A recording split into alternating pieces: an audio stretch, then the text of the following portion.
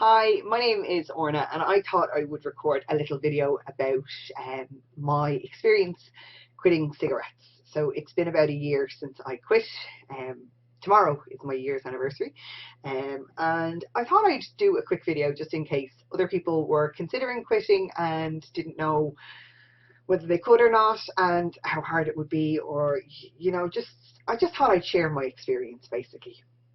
So, as I said, tomorrow will be a year since I quit, and I'm really, really proud. I never thought that I'd get to the stage where I'd be a year off the cigarettes. I was a heavy smoker for about 20 years, and you know the the whole mentality of being a smoker was that I didn't want to give up, and I never had any thoughts of giving up or anything like that. And so I smoked and smoked and smoked until last year, and it was 20 years when I quit.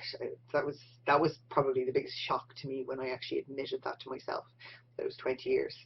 And the thing that got me to actually consider or to think about quitting was actually one of my kids, my son, my oldest son. He was learning about health in school and learning how bad smoking obviously is for you, and came home from school and asked me one day. He wasn't even home from school, actually. I was bringing him home from school, and he asked me one day, why did I smoke? And I remember getting so annoyed at him about this question. Like, I don't know why, but I just got angry at him for asking me why did I smoke, and I gave out to him. I gave out to him and I said, I've smoked for so many years that it doesn't matter, basically it doesn't matter. It's nothing to do with you, none of your business, kind of thing. But the conversation weighed on my mind, and it weighed on my mind for weeks, and I felt so guilty about the way I answered him and the way I spoke to him, and then I started thinking, well, why? Why do I actually smoke? Why was I still doing this to myself? Coughing endlessly and feeling like rubbish half the time, yeah, smelling pretty rotten as well, and all the stuff that goes with it. And once it started on my mind, the next steps they just seemed to just appear. And so I started with cutting down. And so say I went from 10, 15, let's be realistic, say I went from 20 cigarettes a day, and I cut down to maybe 10. And I'd start smoking with an e-cigarette then as well. So I have my 10 cigarettes and my e-cigarette. And I felt, oh, I'm on the road, I'm on the right track, kind of thing. Yeah, I was. I was kind of on the right track. And then I worked to increase that. So I'd go from 10 cigarettes a day down to 5 cigarettes a day. And then I picked a day. I picked a day that I was giving up, and it was a Sunday night that I was having my last cigarette. So first thing Monday morning, that was it, no more cigarettes. And I smoked tobacco, so I used to roll my own. So I had no tobacco left and no papers left and nothing left. I didn't buy anything. I was literally, scrounging around using my last paper that I had, kind of thing. And that was it. That was the whole idea, that it was just going to be. And then what I did was, on the Sunday night, there was no more cigarettes. That was it. I sat down and I watched a movie and I had a few cigarettes, and then that was it. Went to bed. Woke up Monday morning, but I still had my e-cigarette if I really felt that I needed it. But I tried to do as much as I could. Now, I did fairly well with just the e-cigarette, and for about a week or so, the first week, so no actual cigarettes, just the e-cigarette. And for the first week, it was, I'd have a cup of coffee and I'd be like, oh my gosh, there's something missing. Or after dinner, the cigarette that you have after your meals. That was kind of hard, but it stopped being so hard then after a few days. I stopped thinking about it, and I stopped weighing it on my mind so much. And And then after a week on just the e-cigarette, I actually noticed that my smoker's cough was getting worse. And I was kind of, well, maybe it's a combination of the fact that I'm quitting and that I'm still smoking a little bit, that I'm getting my fix. So I did some research, and I did some research on e-cigarettes, and I discovered that, they're not regulated at all. I mean, everybody knows this, it's common knowledge. They're not regulated. There's no minimum level of standards that's accepted for an e-cigarette. There's no maximum level of standards. They're just created. Now, hopefully they're going to change that in the next year or two, that there will be standards set. But when I was quitting, there was nothing. There was nobody knew the ingredients that were going into half these cigarettes. Nobody knew what was going on. So I kind of weighed it up in my mind and said, right, well, I could go and look at something. My main thing was that I was missing that process.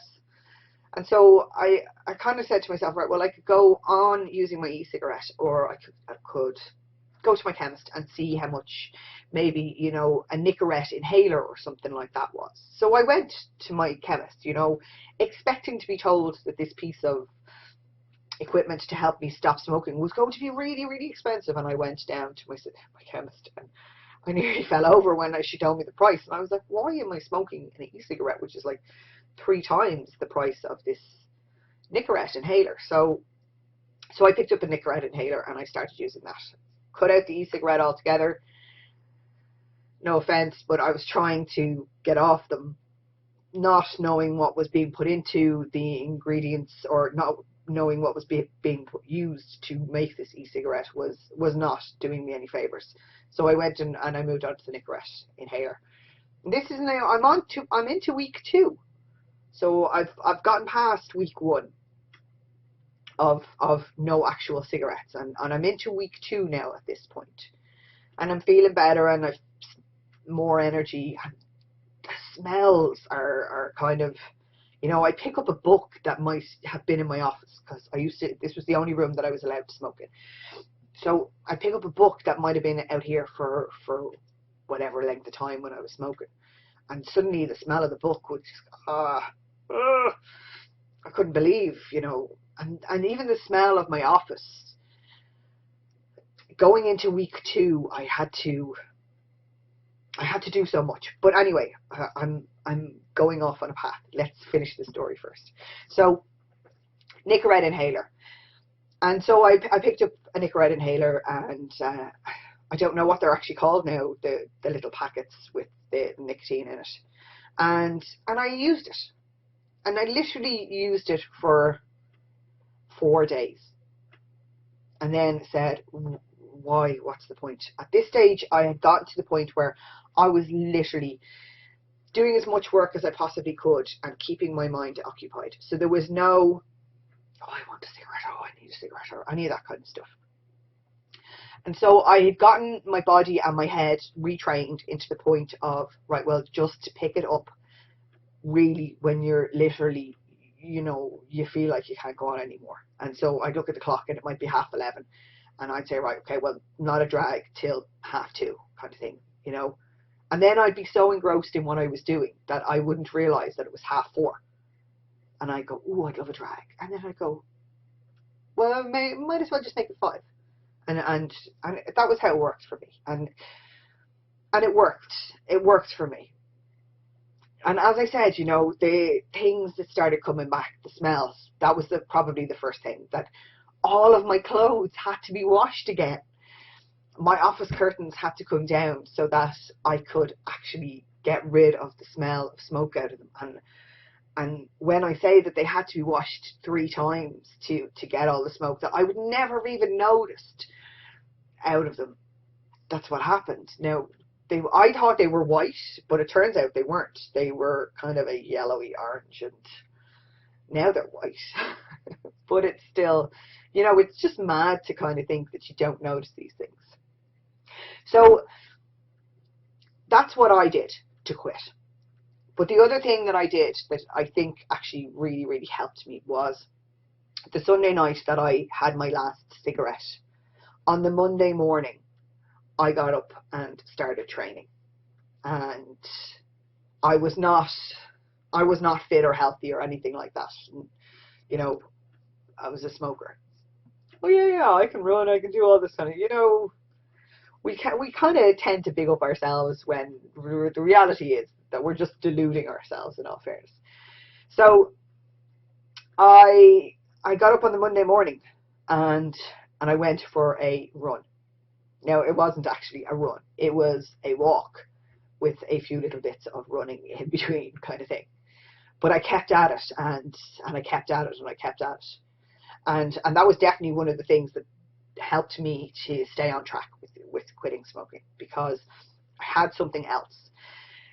I booked myself in for a couple of runs that I wanted to do over the summer, and I decided over the course of that summer as well, or last summer as well, while I was doing all these things, that I was actually going to push myself even harder and become a triathlete, and so that's what I'm doing at the minute.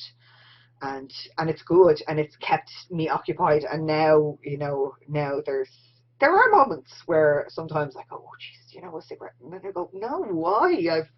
I've come so far. And there's been moments where I've been out and I've been drinking and somebody's had a cigarette, and I said, oh, go on, give us one of those, and I've had a cigarette, and I wake up the next morning, it's like razors in my throat, and why did I ever do that would be questions that go through my mind. And then I go for a run, and then I cough for a bit, and then I go, yeah, it wasn't worth it at all. So that's basically the story of my quitting and of how I got there.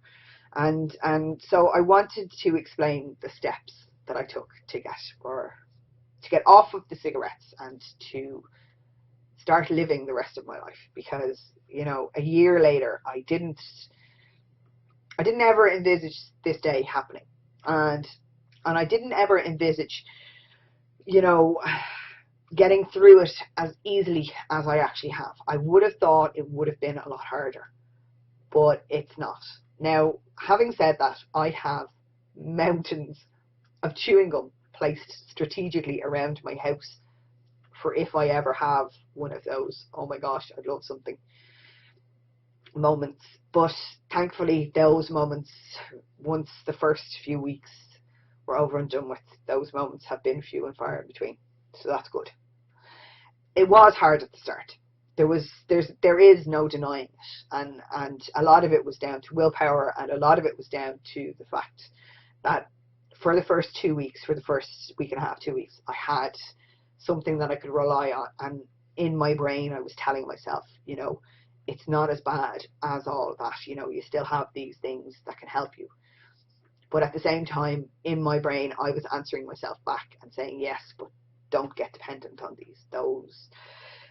The e-cigarettes and the inhaler, they're not meant to be used on a permanent basis. They're not meant to be used on an ongoing basis. So learn to cut them out. And that was what I was telling myself all the time. So it worked for me. And I hope that my story will kind of, if you're thinking about quitting or if you're considering it, then it'll get you to think that, it's not so bad, it's not so tough, and there's plenty of people around you who will support you. And so I wanted to talk about, the changes that have happened in my life, obviously, since quitting smoking. And one of the things that I used to notice was, before we went out anywhere as a family, we'd be going off on a Saturday or a Sunday and doing something, and the kids would be getting into the car and making sure we have everything. We got bags, we got bikes, this, that, the other. And then I'd sit down and I'd have a cigarette, and everybody would be in the car waiting for me, but I couldn't go anywhere without having a cigarette.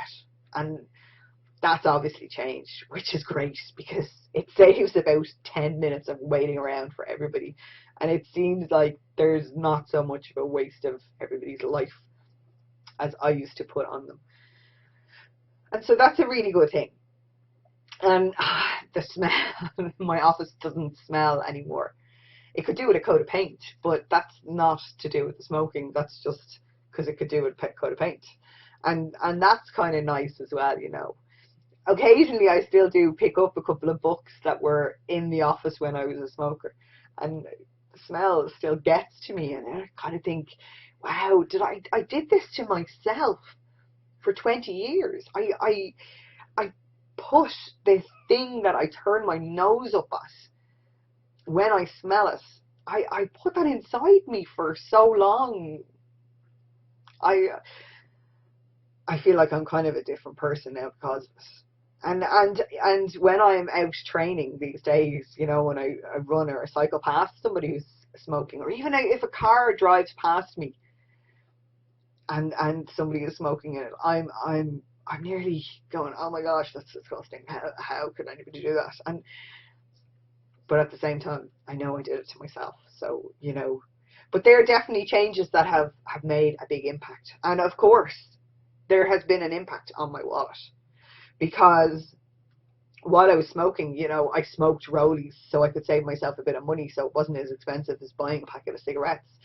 But not having any of that money, not spending any of that money on tobacco or tobacco products now anymore, meant that I was able to save a fortune, and I got myself a pretty cool bike, and I got myself bits and pieces for my triathlons, and we've gotten to do a lot more things as a family that we would never have been able to afford because of the fact that the money was going on cigarettes, and they are the big things. And I mean, you know, if you are kind of considering and going, yeah, but everybody says you save all this money and you don't really, you know, in my head I used to be always like, how do you actually save that money? But do you know what you do? You take that tenner a week or that tenner a day that you actually spend on cigarettes or tobacco, and you put it away. Put it away, and just you're not going to miss it what you'd never had anyway. But put it away. Put it in a drawer. Put it in your credit union. Put it in your bank account, and leave it there, and leave it gather and grow, and come back to it 6 months later. Then tell me that you don't see the money that you're saving, because you are going to be saving. And that's pretty awesome. You know, it's always good to be saving some money. So that's really my video for today. I really wanted to reach out in case you were considering, in case you're humming and hawing it over in your head and saying, oh yeah, I might do that. Oh yeah, maybe one day down the line. You know, there's no better day to start any plan than right now, today. This moment in time is the best moment to do anything. What was the old Chinese proverb? The best time to plant a tree would have been 20 years ago. The second best time is right now. So maybe we should start seizing the day, seizing the moment, and if you are thinking of quitting, just go for it. Please go for it. I promise you that after the few months and you realize you have no more smoker's cough, you'll be like, wow. I promise you that all of the money that you've been spending on tobacco products and health-related products to try and get yourself healthy will pay for a holiday for you, will make a significant difference in your life. But you have to take the first step, and you have to actually quit. And it can be done. I promise you that if I can do it, you can definitely do it. And it's worth it. It really, really is. You know, I was an asthmatic I am an asthmatic. But it's been so long since I've had to go near my inhalers that it's just ridiculous, because I'm so more health conscious, and I'm so more aware of looking after myself. The changes are just unbelievable.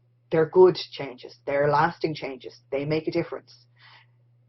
I've had steps backwards. Everybody has steps backwards. There's nobody in this world who's infallible and is perfect. So let's not pretend to ourselves that there is. And I am by no means anybody who is perfect. I have steps backwards, but I also have steps forward. And those steps forward, you know, they're the ones that keep me going and keep me going and keep me going. And so I can get 5 steps forward. And then maybe 1 step back, but I'm still 4 steps ahead of where I was before. And that's the way to start looking at it. So if you are considering quitting smoking, I am imploring you today, start working on it.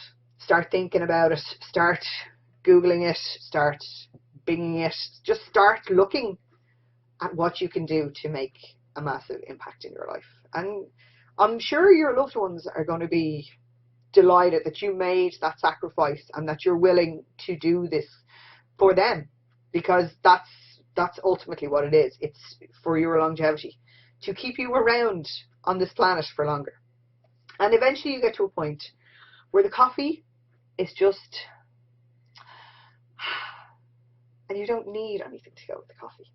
It's just a tasty cup of coffee. And you really do enjoy it for what it is, as opposed to enjoying it for what accompanies it. So that's my message. And since I gave up smoking, I've done a triathlon training series. And what I always end my videos with is, if I can do it, you can do it. We can do anything. We just have to put our minds to it. And there is no better example than quitting smoking. Because if I can quit smoking, then you can quit smoking. We can quit smoking. We just have to put our minds to it. Take care, and best of luck. Let me know how you get on. Let me know if you need more motivation. Let me know if there's anything I can do to help. Good luck. Take the first step today. This has been an online production.